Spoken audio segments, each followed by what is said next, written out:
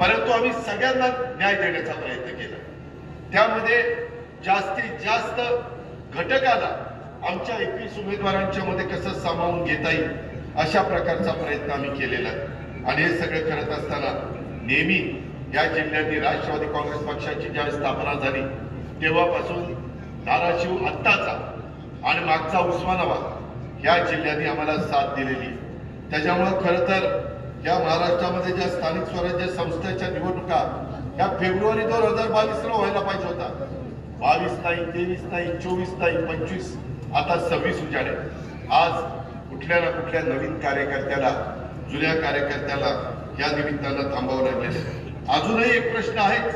मंगळवारी सुप्रीम कोर्टामध्ये आरक्षणाचा एक मॅटर आहे आणि त्या कोर्ट प्रकरणामुळे जिल्हा परिषदेच्या निवडणुका थोड्या पुढे जाण्याची शक्यता नाकारता येत नाही।